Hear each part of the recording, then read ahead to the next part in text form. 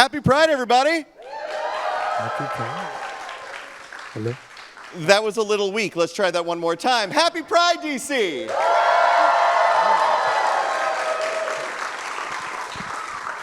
Wow. Well, hi, everybody. I'm Jonathan Lovitz, he, him. I'm Senior Vice President at the Human Rights Campaign. I know we got some Human Rights Campaign folks in the house and supporters in the house. Thank you all for being here. I am so proud to be here in conversation with the one, the only David Archuleta. Hello. Happy Pride, y'all. Thank you so much for the warm welcome, too. That was sweet. I'm looking forward to this conversation with all of you and you've got with you, such a Jonathan. chill day. You're going from here, you're going to Grand Marshal a parade. Like, this is just a Tuesday for you. This is what happens in this Or life Saturday, now. I guess. Yeah. I'm so thrilled to have a conversation with you. One, because this is one of the best memoirs and biographies I've read in a long time. The journey is beautiful. It's a story I think all of us need to hear, and I'm excited we're going to talk about it. But also, it just is filled with joy. And your Instagram, hopefully everyone here is following, is just joy all the time. And it has been a real pleasure to watch you not only find yourself, but in every day, it just seems like you're living the coming out story that I want every kid in America to ever get to have. How does that feel? Oh, that's sweet. How does Thank it feel to just be radiating? Like, you are beaming in everything that you're doing right now. Thank you. Oh, my goodness. Thank you. I guess I didn't realize that's how it's coming across, but I'm glad it is. I'm glad it is. I think it's interesting because I spent a lot of time feeling like I needed to feel bad about myself and feel bad about even just existing. And it's like you are rewarded, at least where I grew up in the environment that I was in before, like as a teenager and in my 20s, you were rewarded for feeling like guilty and bad about yourself because I felt like it was a sign or a symbol to others that you were feeling humble. And so people would always be like, you're so humble and you're so, but it came with a lot of baggage of that shame and guilt for even living. But at the same time, a lot of people would pat me on the back for carrying that with me. And so when I learned, when it's like you remove that guilt and shame for being and living, then it's like, wow, like you feel like this big burden that's off of your shoulders. And it's like, wow, I can celebrate that I'm here. Like, I feel like I've been celebrating that load that has been off. And it's like, you feel so much lighter. So then you can dance a lot more. Yeah. I love that. And dance you do. And I got to say, I was thinking about, I had to give you something from Team HRC that I thought you would appreciate. And this year especially, we rolled out a mesh crop top tank. And nothing says David Archuleta more to me than a mesh crop tank. So from the friends at HRC. Thank you. But that's been part of the fun. And you talk about that in the book, literally embracing showing more of yourself in every way, emotionally, vocally, a little bit of shoulder, whatever you feel like bringing to the table. But tell us more about that, because you have had, the book talks about so many periods of heaviness and thoughts, as many of us and our friends have felt, around feelings of suicide and feeling like we shouldn't be here. And yet, one, thank God you are, and two, thank God people, especially young people, can hear your music and take some of that joy away. What would 10-year-old David even believe possible, right? Could he believe he's Grand Marshal of the DC Pride Parade today? Oh my goodness. 10-year-old David, I think 10-year-old David didn't really know what it meant even to be gay or queer. But he knew that he was more feminine than the people, like the other boys at school. And they were making that very clear to him as a 10-year-old. And I was starting to sing, and I would look at myself in videos, and I was like, wait a second, why do I move like that? why do I stand like that? And I didn't realize I was even like that, but I was just like, oh my gosh, like I can't be like that because that's like a girl. And for some reason, you're taught that being like a girl is bad for whatever reason. And when girls are great, women are amazing. One will be president soon enough. Yeah, I thought it was interesting to look, looking back, that you're programmed and conditioned to think certain things, that they're negatives and that they're weakness. When by embracing that more as I've gotten older, it's like you feel so much more strength, because there's a beauty in the masculine traits and the feminine traits in everybody. Everybody has each of them, and there may be a different combination in each of us. But as you learn to embrace all of that, you feel so much more confident. It's like the way you even like stand and hold yourself changes, because you just feel comfortable in your own skin and in your own soul. Because you acknowledge that it's like there really are strengths to both, to the feminine traits you have and to the masculine traits. But anyway. And they live in you. He lives in you. Lives in you. We're getting musical interludes throughout the whole thing, don't you worry. So obviously the power of music permeates the book and is part of, I think the book talks a lot about healing, which I want to chat about. But music and its sort of universality is key to narrative telling in all of its different forms, but also just in your own personal journey. The book talks about your earliest sort of musical memories are, Spanish family lullabies. And what has a musical journey meant to you? And I mean that literally, because we're all going David Archuleta Broadway when. So what is this journey with music as part of your story? I know we share that that we both were in Joseph and the Amazing Technicolor Dreamcoat. Just a couple years ago. Yeah. Oh wait, what? No, you did it much more recently than I did. But you had a much longer run than I did. They had which is so fun. It's fun that we share that because that's the only musical I've done so far. So it would be fun to do something else. But yeah, my dad was a huge fan of musicals, and so he would just play them for me. He started with Les Miserables, and that's how I got hooked on music. Amazing. With Les Miserables. And in the book and throughout other interviews you've done, you talk about your own sort of personal evolution with music, that you didn't feel like you had to fit into the pop boxes that maybe TV was trying to put you into or the media was trying to put you into. Even some of the big celebrity influences early in your career were trying to steer you in certain directions. What is your musical voice? My musical voice, well, I feel like it's influenced by a lot of things. But otherwise. It's influenced by a lot of different things. With the musicals at the beginning, Les Miserables, and then Selena Quintanilla was a big influence around that same time from my mom's side. And then as I got older, it started getting a lot of influence from Michael Jackson and Stevie Wonder. And then as I got into my teenage years, then I started getting really into gospel, because that's when I started getting very religious. So then my influences were Kim Burrell, Karen Clark Sheard, Kiki Sheard. Yeah, okay, somebody knows, okay.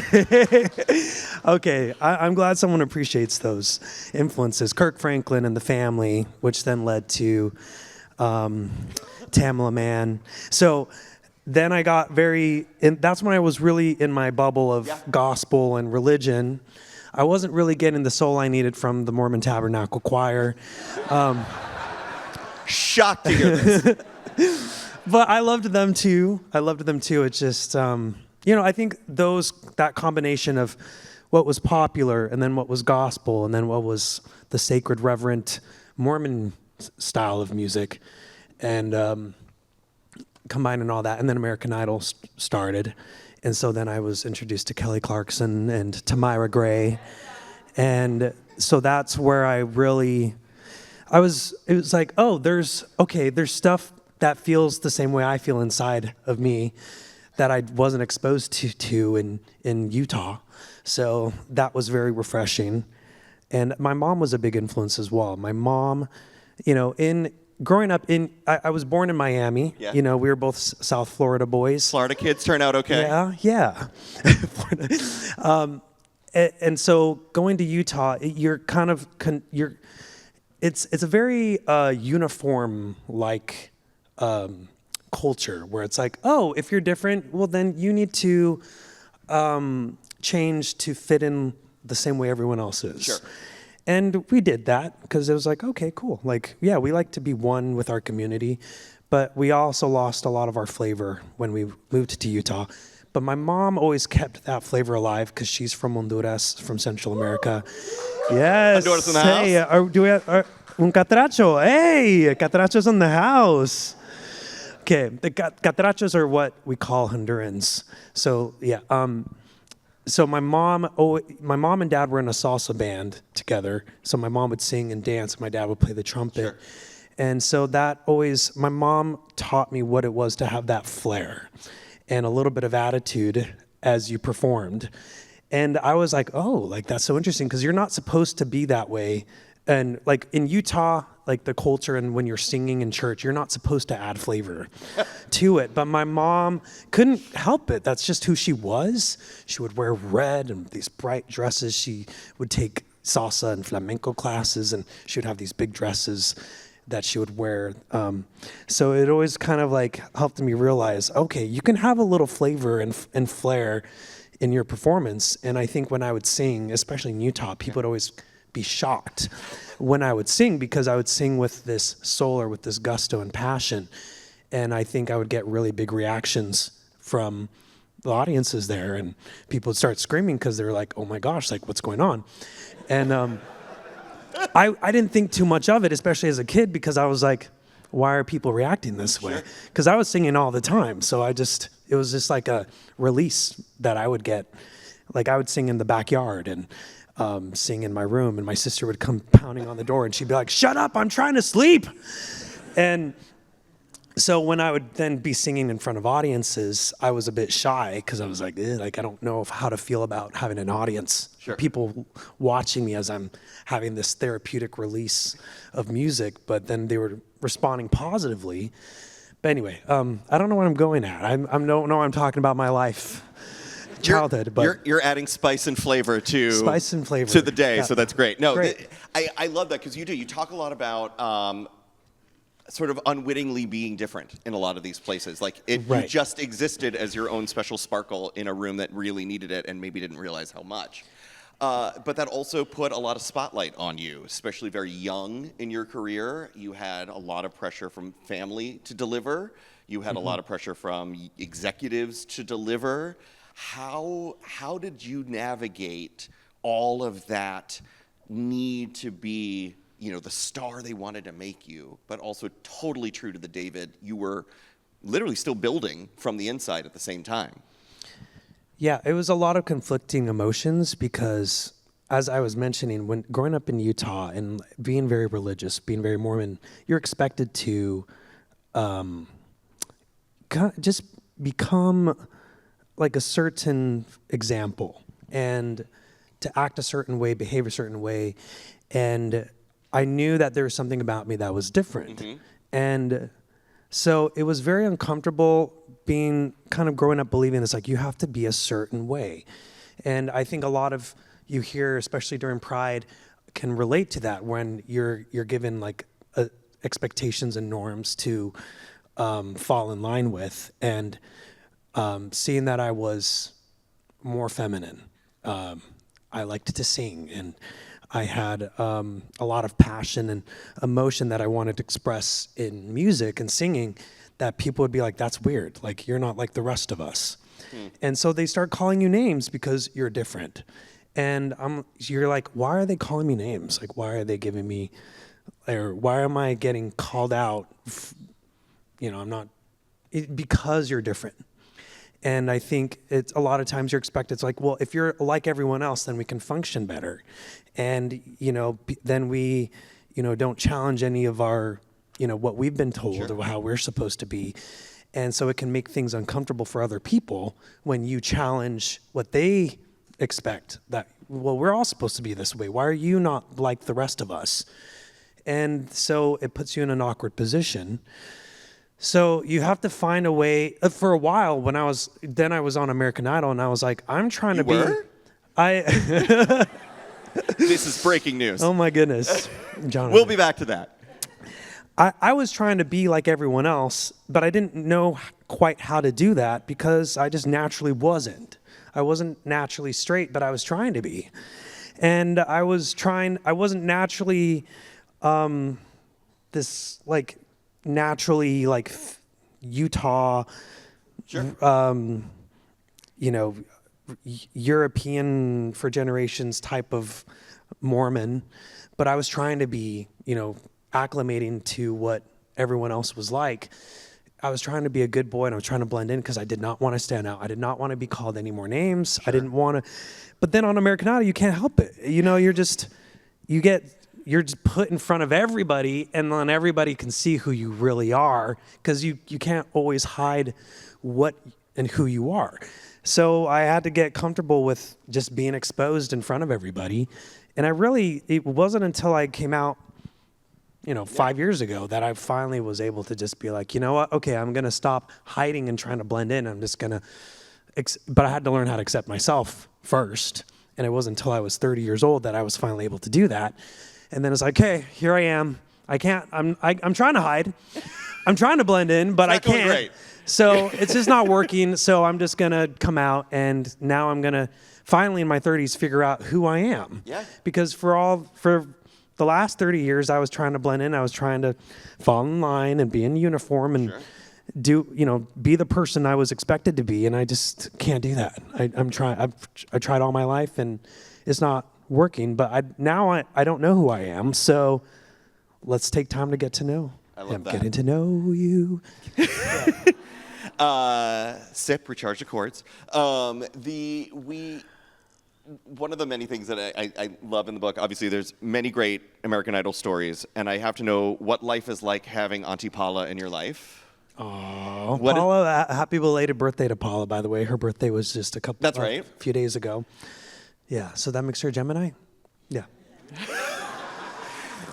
The council confirms Paula Abdul is a Gemini. Is she a Gemini? Okay. What is the mentorship of an icon like that? What's it like to get a text from Paula Abdul just being like, "Hey, baby, checking in"? Paula is the sweetest. She, like the way she was always caring and nurturing on the show with her like feedback is how she is off stage as well. And what I loved about her, she was kind enough to write the foreword in my book. And it was short and sweet, just like she is. And, but she would, because at first you think, oh, she's being nice on the camera so that people think she's a nice person and that she looks sweet. And when the cameras were done, the show was over, she was the only judge who every week would come up on the stage, give each of us big hugs, check in, and she's like, are you okay? How are you doing? Like, she just genuinely cares about people and their well-being. And now, for some of us, the show it's been over 20 years since we've been on it. 18 years for me, but other contestants over 20 years, she still will check in on them. Yeah. She will still go to their shows if she finds out that there's one of us performing nearby. And for what? She doesn't do it to show it off. She just genuinely cares about her people. She was invested. She felt like she watched us grow up, and so she's kind of like our mom, our idol mom in a lot of ways. So I love her to death, and I'm just so grateful that she has been supportive to me on every step of my journey. I have to share, you mentioned the foreword, which is every section of the book is terrific and has so many great quotes from famous people who adore you and have been a part of your life. But I have to share this with folks. Watching David come into his own, embracing love, owning his truth, and standing fully in the beauty of who he is has been one of the most inspiring transformations I've ever seen. He reminds all of us that our greatest gift is not just our talent, but the willingness to be unapologetically ourselves. Miss Paula Abdul. What does it mean to you? You said, obviously, you know what she feels for you and the other contestants and all of that, but someone like her and the kinds of people who are now in your life who have seen and been a part of so much change in American culture and in music and in queer life and celebration, what does being a part of that now, because you're in that mix now, you're one of those great names now from the communities. What does that mean to sort of carry that weight and know that someone like Paula Abdul is believing in you to be that next generation of great artists and leaders? No pressure. Wow. That's interesting. I guess I didn't really. I don't know if you knew this. That's what she's expecting from you. No. But yeah. I guess you kind of sense that you are a figure for other people. But it's when it's happening in real time, you don't really grasp the weight of it. It's just life. It's where you are and you're living. And you don't really get to comprehend what's going on and how you're connecting with people until you look back at your life like a few years later. Sure. That's what happened with me on American Idol. And even like a couple of things like cameos like in iCarly and Hannah Montana, you're doing it. We're in the familiar moment. with your early work, yes. It's like, I was like 17 years ago, 18 years ago now, but you don't think of the impact it'll have on other people because Right. you're just, okay, it's a job and you get asked to do this and you're there and like, okay, what are my lines? And okay, there are cameras. I hate cameras, but okay, I'm just gonna act like, oh, okay, cool. These, Jeanette and Miranda, they're really cool people, and Miley, wow, she's really cool, and she looks like she's got all of her life together with this one. I'm like, how is she like so like in charge and like just is confident? I'm like, I feel so uncomfortable up here and so shy, but then like 18 years later, you look back and people are like, oh my gosh, like, you're David Archuleta. I think of iCarly every time I hear your name. And I'm like, wow, like 18 years. Yeah. And so I guess like the book, like for example, like releasing this and hearing so many stories, it's in real time and you know that it's impacting people. And I'm so, so thankful to know that it's a positive impact, that people feel seen, that there's so many people who relate to this story, that to know that we're not alone in our journey and in our struggles. And so I like, you can kind of sense like, okay, I feel like this is part of my legacy I'm leaving, but you don't really know how much of an impact it really has and how much of a legacy it leaves until years later and you look back. But I'm grateful that I get chances to. I'm grateful. It's like so cool to connect with like all of you and to know, I'm like, I don't know, like whatever I'm doing, like brought us all here together and like y'all came here and took time out on the weekend to come hear us talk. And I'm like, I don't even know, it's like, I can't help but be grateful and appreciate it. I'm grateful for moments, like for me, life is worth living because I get to connect with other people. So this makes life worth living. And it's not just the having an audience, but it's like getting to, share a meal with somebody. Just like any moment, whether it's bigger or small, when you get to connect with others, makes me feel like this gives me purpose to life. It gives me meaning. I love that so much. I agree. And I think it's one of the things that in the book that is so great. Well, first of all, when last summer, HRC launched a American Dreams tour going around the country talking to LGBTQ plus Americans about what we're really feeling right now versus sort of what the media spin is. And you and your mom were story number one for us. That's right. That was so special to get because it was a real American family story and it meant so much for people to hear that. This theme of storytelling is so pervasive in the book. Both your own and what you learn from people, as you said, getting to break bread with people and share experiences on the road. You talk about having young, potentially queer Mormon kids come up to you and say, I'm going to stick it out another day because I saw you do it. What was that? What is that like? And also, what is a story from encountering the people that resonates with you that you can share? Man, when I get other people coming up to me and having those kinds of conversations with them, and you see that they still are in the thick of it, and I'm like, I've been there, and I know what it's like to not really know how, if there is a way out of it, if you end up feeling better eventually, and to finally, sometimes it takes years. Some people, it can last decades. And to know that there's a moment where you find relief when there was a time where you didn't believe that was even possible, to be able to just give someone a moment where they can at least see that. It's like you don't even know what to say, but just by being there and being just living, and they can just see that you made it through, is enough for them to be like, maybe that's possible for me. Maybe that can be my story too. Is so, I don't know. I don't know how to express how touching it is by just looking someone in the eyes and them being able to process whatever they need to process, even though you don't have the words, or you don't even have the time maybe. I mean, that's why I wrote this book, for a lot of reasons, to be able to get into depth, but sometimes you don't have that time. It's just a moment. And to provide hope it's without words. And that's where while I consider myself agnostic right now, I do believe that there's something bigger, and for whatever reason, I was given an opportunity to be born a Mormon, a Latter-day Saint, because they don't like saying Mormon right now anymore.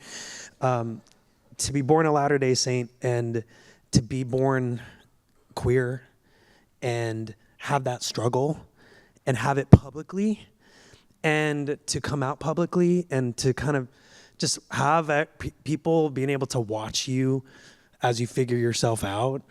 I feel like, the universe for whatever reason, gave me that opportunity, for whatever reason, I had to struggle in front of everybody, and it's given me a platform to have conversations. Like I do take that with, it's like, it does feel like sacred to me in a lot of ways. And so I want to make it meaningful. I don't want to take lightly what I was given. But yeah, I do feel like there is like a design in the universe. So it's like, sometimes you just feel like called to do something, and it's like, okay, but a decade or two ago, I felt like, oh, my calling is to be a Mormon and to bring others to the gospel and to the light. Mormon just believes. Yes. And it's so interesting how it's like it was not at all what I thought it was going to be, or how it's turned out now. I'm like, I didn't think part of my journey was going to be leaving the church and exposing some of the underbelly of how churches work, and how they may say that they know, and that this is what God says and this is God's truth, and they actually don't know.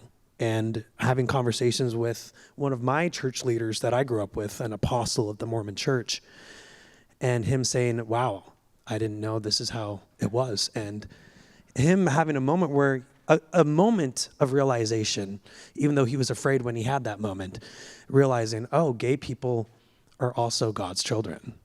And him saying, yeah.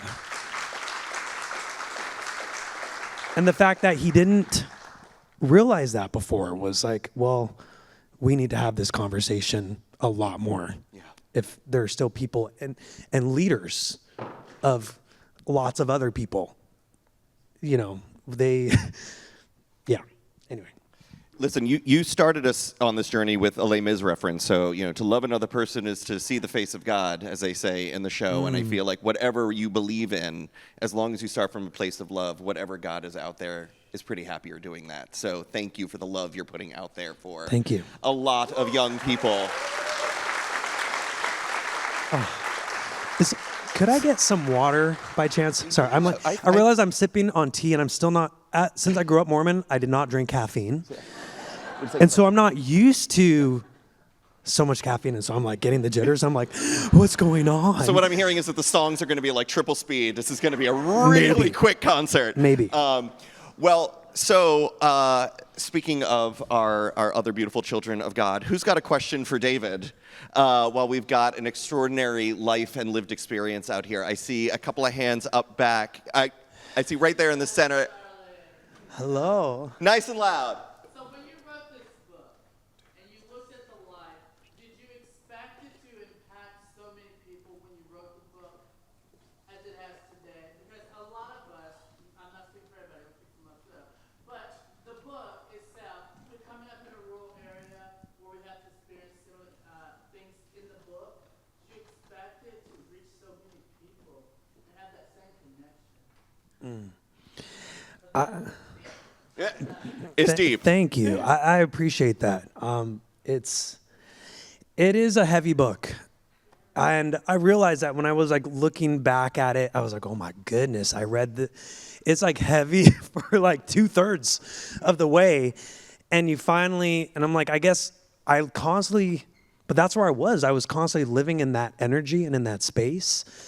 And when I was reading through it and editing, I'm like, oh my gosh, I don't want to ever pick this book up again because it just kept putting me back in that time where I used to live. I'm like, oh my gosh, I used to live 24/7 in that place.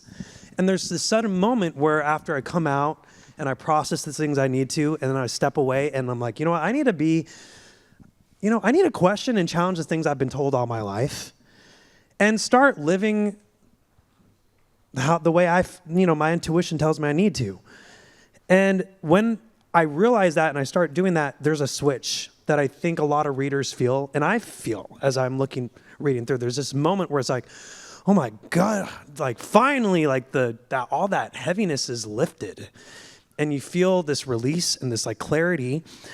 And I think hopefully even that, like I hope that helps a lot of people, especially like what I think has been the most satisfying as of lately to see is a lot of people from Utah and a lot of people who are still Latter-day Saints are sending me DMs.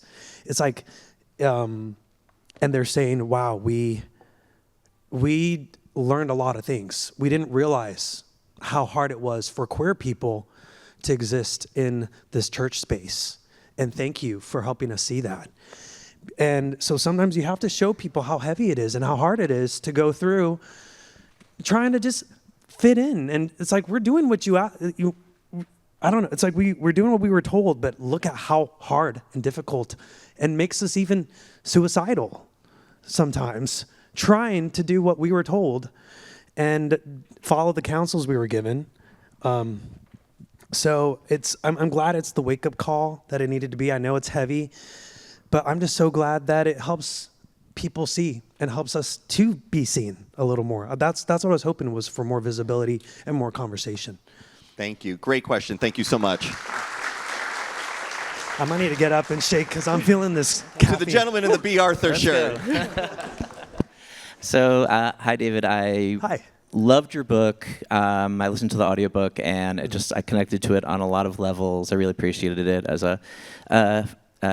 also a sensitive kid who loved musicals, could relate to a lot of things. And I was curious, because it feels like you really leaned into being sensitive, being empathetic, and being okay with that. And I know it's a struggle. Our society doesn't always value that. So I was curious how you kind of held on to that and came to really see that as a strength. I appreciate that so much. Because I realized one of the strengths was to be sensitive and empathetic. And growing up in culture, especially here, I feel like in the U.S., being empathetic or being soft is looked at as weak and girly and gay and as a bad thing. But I feel like those are one of the, at least in my mind, it was like one of the feminine traits that I have now looked at as like I sit in, and I love that about me, and has made me a stronger person. I also realize you don't have to be so extroverted. You don't have to have all this energy. I mean, I do have a lot of energy for dancing, but I don't really.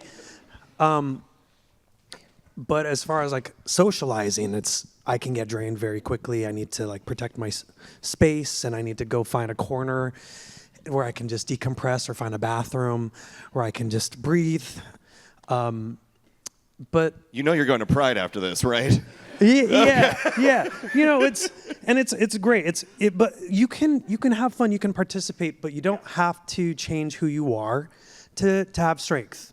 You can be introverted. You can still have some shyness to you, and still have the strength to have these hard conversations. If anything, I feel like being introverted helps me to spend more time reflecting, and to be introspective, to have these kinds of conversations. And I received actually a really, I hope she's okay with me sharing, but it meant a lot to me to receive this message. I was listening yesterday, someone that have been able to become acquaintances, and I hope maybe friends too, because I received a message from India Ari yesterday that I was listening to, and she was talking about how she's like, I just listened to your audiobook. And she said, I just admire, she was like, as an introvert myself, she's like, I see a lot of the introvert qualities that you have, but also the strength that you're able to be. She's like, we're able to put ourselves in front of an audience because we long to connect, but we also long for a deeper connection.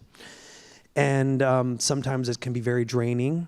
Sometimes, but I think just the fact that she even brought that up made me realize, oh, like she's been a visible figure in my life, but she's very introverted. So it can be challenging for her to do that. But I see the strength in us introverts, and making room for us that it's okay to be an introvert and still be a public speaker or a performer or an entertainer, and also give us the protection for our energy that we need, and to take care of ourselves in where a society that I think we're expected to be extroverted.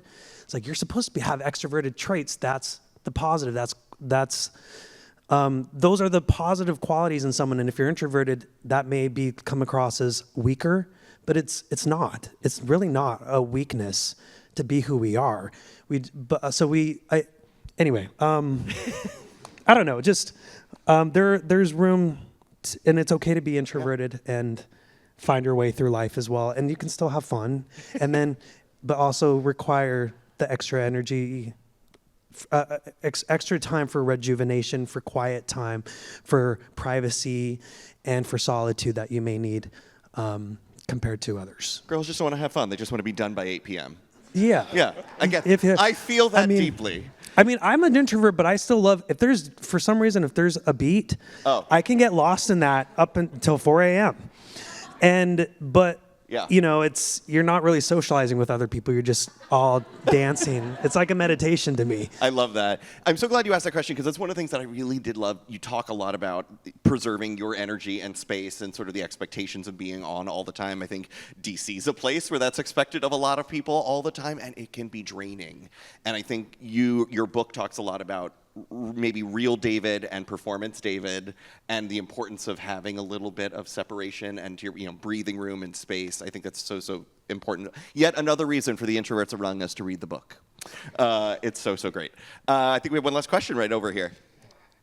Two more. Excellent. Hey, so I grew up pretty religious, and when I did come out, when I got engaged, a lot of the community. Congratulations! Congratulations. My church community pretty much like shunned me, and I lost a lot of friends in the church community. So I'm wondering how, when you came out, obviously a lot of people might have turned their backs on you. How did you find your new sense of community after coming out? And what surprised you? And my last question: what surprised you the most once you did come out, like about your life after like coming out? First off, I'm so sorry that you had to go through that. I know, I imagine a lot of people here as well.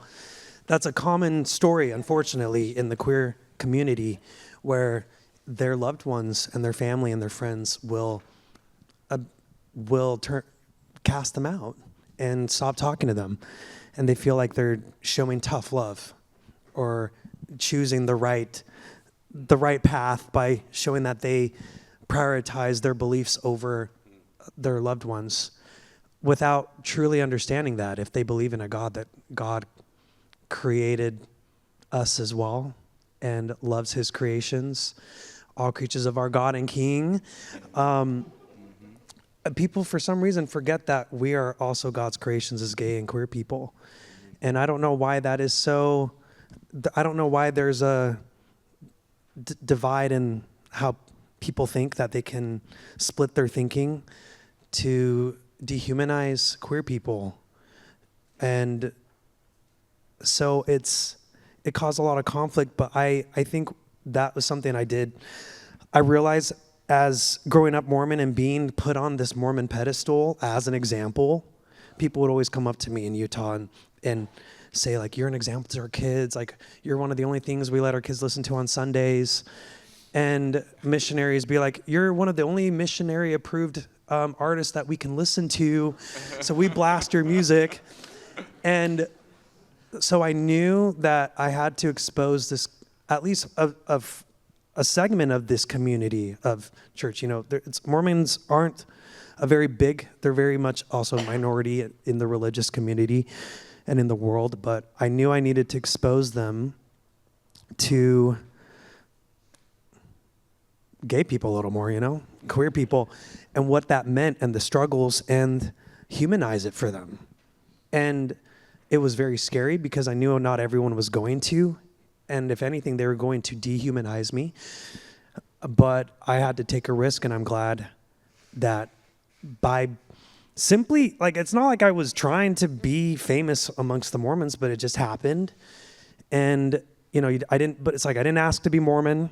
I didn't ask to be famous, and I didn't ask to be gay. But, you know, all that came together, and it was like, okay, it's time to have these conversations with the people I love, because I've learned to love my Mormons, and now I've learned to love my gays, and And your gays love you right back, David. Thank you. Thank you. I love y'all. I love y'all. I think we've got one last question. If you've got a second for us. Sorry, I didn't really answer your question, but Hi, David. I listened to the book on audio as well. Highly recommend that. It's great, and there's music at the end, so it's wonderful. Thank you. But I would like to first just give a shout out to your mom. I listened to her Mormon Stories interview, like 3 or 4 hours or whatever it was. But she left the LDS Church after she realized that you were suicidal. And I think that's a really powerful thing, that a mother would choose her child over her religion because she gave birth to you. You're the one that she loves, and not this abstract faith that is harming you. When there are so many queer children where their parents embrace their religion rather than their children. So shout out to your mom. I think she deserves a round of applause. thank you. Woo! But my question is actually about your how you deconstructed the shame around gay sex. The parts of the book where you talk about like your awkward experiences on Grindr, I think, and like, you know, hooking up and that sort of thing, I think is really interesting. And there's so much like, and I struggled with this as well, being raised in the Baptist church. You're taught so much as a child in conservative religions that sex is bad, sex is bad, sex is bad, and then you realize you're gay and you like it, but there's this like struggle in your head. So would you talk about that? Thank you. Yeah. Well, while Grindr wasn't one of the first apps I used, I did, when I started getting intimate with people and getting sexual, it was very hard, to the point where, like, when I was in relationships with guys, it was hard for me to get sexual with them. I had a lot of shame in it, and I think also I was trying to understand, like, I didn't crave it as much as the average guy may crave sex, and I was trying to understand, like, that's okay as well, and it's okay to be a sexual being. I did, however, when I start connecting with someone emotionally, my sex drive goes way up, but I had to go to therapy. I met with a sex therapist to process the conditioning I had, where, like, one of the things that I was so pissed off is, I was like, why didn't you wait for me? Why? Because I saved myself my whole life until I would marry the person I loved and would have sex with them and be intimate with them. So when I was in a relationship with people who didn't wait, I felt very betrayed. And I was like, how? But I was like, wait, I don't even believe this anymore. Why am I so angry? I had to really work at it. I had to write down my thoughts. I had to process my emotions. And I had to deconstruct my beliefs that chastity was a priority. And I had to learn that it's okay, that it doesn't make you dirty for having sex, that it's like, I wouldn't be here if my parents didn't have it. And so it was like a lot of these, I went to therapy, and I had a lot of talks with my friends, people I trusted, that I'm like, well, I know they've had sex, so I have to,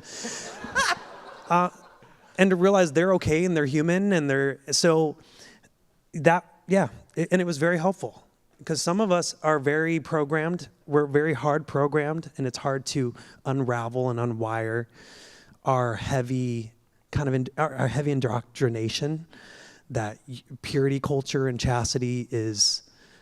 I had to deconstruct it, and I needed help with it, and it took me probably a year to do that. I was like big time, like heavy in it.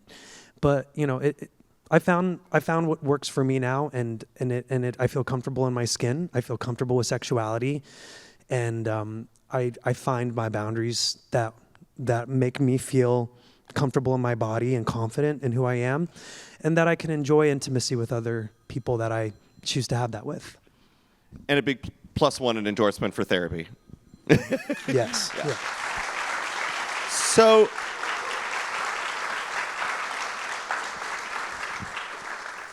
we are about to transition. As you've noticed, we've lost some furniture. We have an exciting performance coming up, but I hope before we do, and before folks head out afterwards to get your copies of your book signed, which if you haven't gotten already, make sure you get devout, and more importantly, join and support your local library.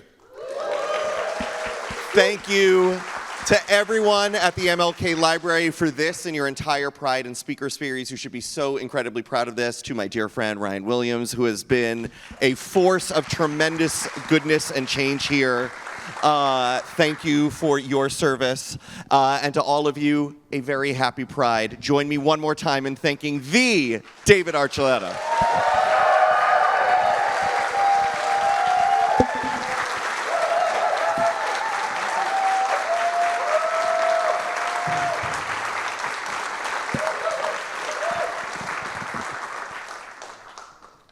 I'm gonna sing a song for y'all.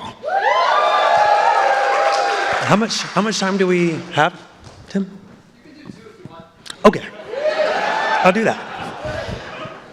Okay, since I would like to, just because since I received that message from India, I wanted to do a song that really helped me get through when I was really down and spiraling.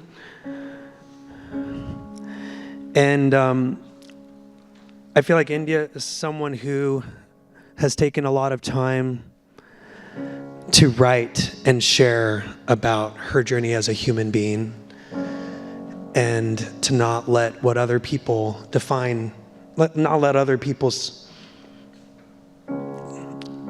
let them define us. So this song is from her, and it's called I'm Light.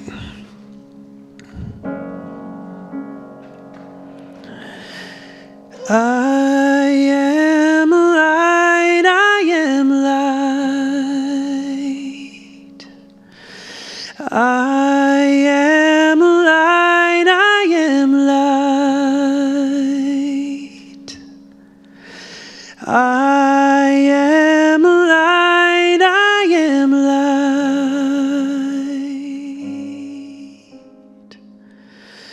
I am not the things my family did. I am not the voices in my head. I am not the pieces of the brokenness inside. I am light. I am light. I am light. I am light. I am light. I am light. I'm not the mistakes that I have made, or any other things that cause me pain. I am not the pieces of the dream I left behind. I am light.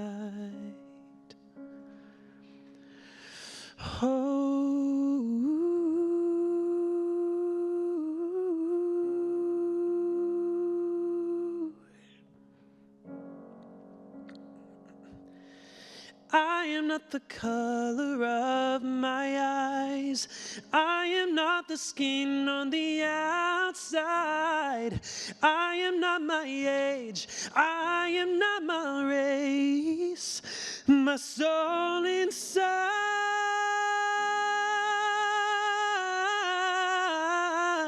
is light.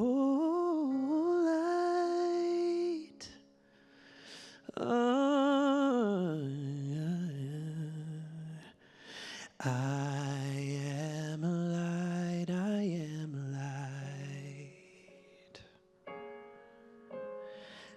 I am light, I am light. Oh, I am divinity defined. I am the God on the inside. I am a star, a piece of it all. Oh, I am all light.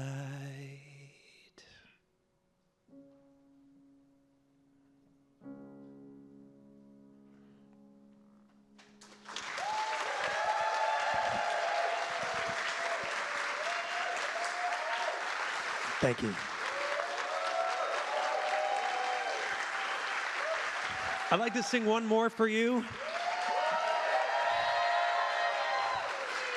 This was a song that was on my audiobook, the audiobook of Devout, and it's on my Devout EP. And it was a song about learning how to be okay with growing and experimenting in life to figure out who you are. And I feel like that takes trial and error. And I had a really hard time with making mistakes, especially growing up religious and as a Mormon, where I felt like I had to be perfect. And I realized it's okay to not be perfect, and it's okay to make mistakes. And if anything, it's great to make mistakes, because that's how you learn. And so this song is called On Purpose. And it's about, yes, I'm going to make mistakes, and on purpose, with intention. And it's a beautiful thing to do. So here we go.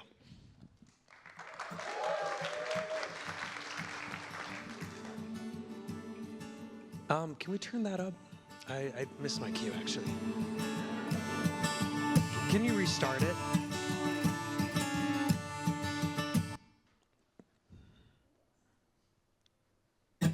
There we go.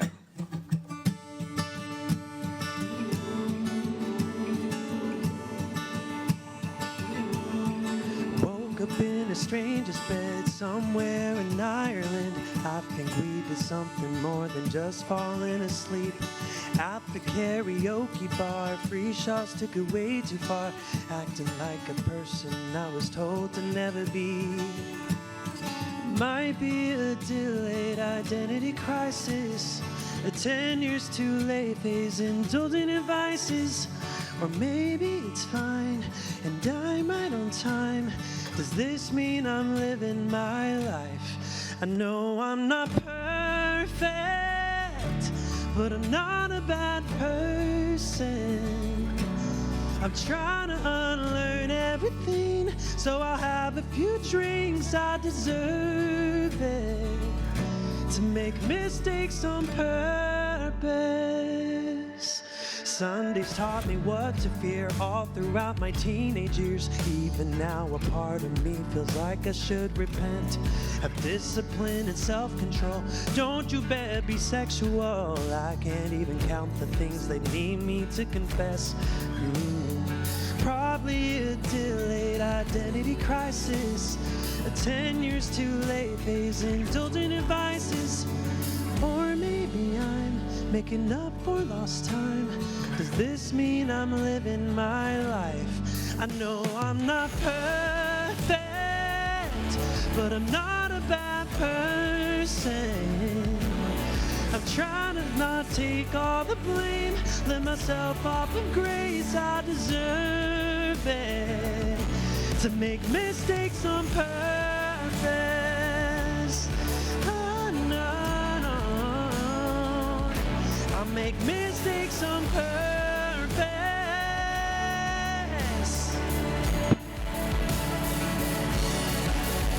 I'm gonna stay up too late, tell a stranger come over, wake up, headache, how'd I get this hungover?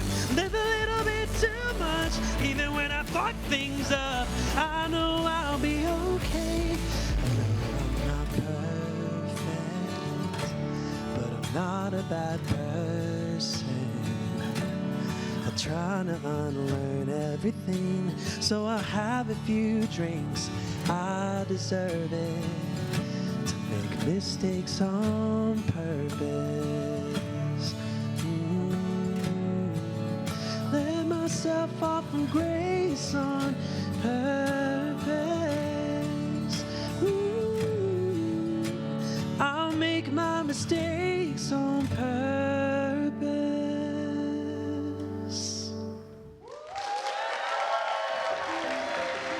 Thank you all. Thank you. David Archuleta, everybody! Bravo. Thank you all so much for coming. Thank you to our ASL interpreters. Thank you for your work. And all of you have a great, safe, happy Pride. Thank you. Thank you. Happy Pride.